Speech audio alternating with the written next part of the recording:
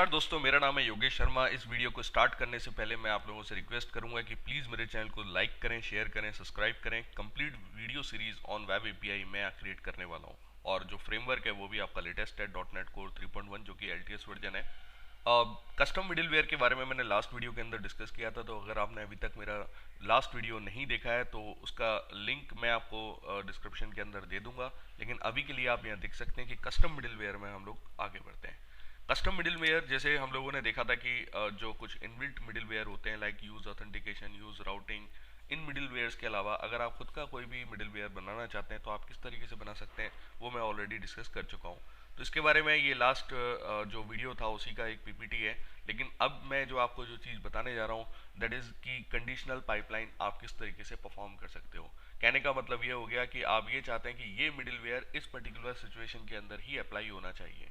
For example, आप ये चाहते हैं कि ये मिडिलवेयर तब कॉल हो जब यूज़र ये यूआरएल को टाइप करे, यानी कि जो यूआरएल यूज़र ने दिया है अगर उस यूआरएल के अकॉर्डिंग आप किसी मिडिलवेयर को कॉल करना चाहते हैं, यूज़ में लेना चाहते हैं, तो उस कंडीशनल में आपको .NET कोर कुछ ऑपरेटर्स प्रोवाइड कराता है लाइक मैप हो गया, मैप वैन हो गया, इनका आप यूज़ कर सकते हैं। दूसरा एक एग्जांपल मैं और भी ले सकता हूँ कि आप चाहते हैं कि अगर रिक्वेस्ट HTTPS पे आती है तो ही उस कंडीशन में आपका जो भी आपने मिडिलवेयर कॉन्फ़िगर बनाया किया हुआ है या फिर आपने बनाया हुआ है तो वो उसी कंडीशन में अप्लाई होना चाहिए। तो चलिए प्रैक्टिकल पार्ट पर मूव करते हैं।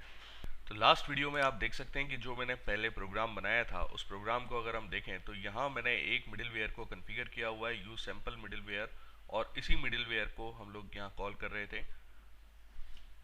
तो आप ये देखेंगे कि यहाँ पर अगर आप किसी भी यूआरएल की रिक्वेस्ट सेंड करते हैं तो उस कंडीशन में वो उसी मिडिलवेयर को यूज में लेता है। तो आप देखें जैसे आउटपुट आप विंडो देख सकते हैं कि कस्टम मिडिलवेयर इज कॉल्ड, ये मैसेज आपको यहाँ मिल रहा है। तो ये किसी भी यूआरएल पर, यानी कि कोई भी आप कंट्रोलर और एक्शन को कॉल करेंगे तो ये मिडिलवेयर कॉल होगा। अब मुझे यहाँ मैप मेथड का यूज करके और एक मिडिलवेयर को कॉन्फ़िगर करना है और उसमें मैं लिखूंगा कि अगर यूज़र ये यूआरएल लिखता है तो ही उस कंडीशन में ये मिडिलवेयर कॉल होना चाहिए। लास्ट वीडियो के अंदर ये मैंने आपको दिखाया था कि इस तरीके से आप मिडिलवेयर के रेफरेंस को यहाँ से रिटर्न करा सकते हैं। अब मैं इसी एक्सटेंशन मेथड के अंदर थोड़ा सा अपडेट कर देता हूँ और आप ये देखें कि मैंने यहाँ लिखा है return builder dot map method.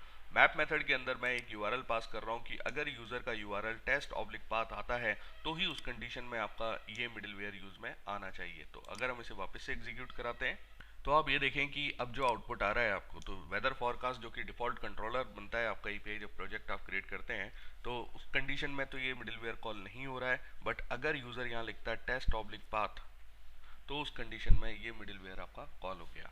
तो ये पहले जो कंडीशन थी आपकी कि मिडिलवेयर को कॉल किस तरीके से कर सकते हैं आप, तो यूजिंग मैप मेथड आप यूआरएल को यहाँ पास करते हैं और उसके बाद आप लैम्डा एक्सप्रेशन का यूज़ करके अपने मिडिलवेयर को कॉल कर सकते हैं।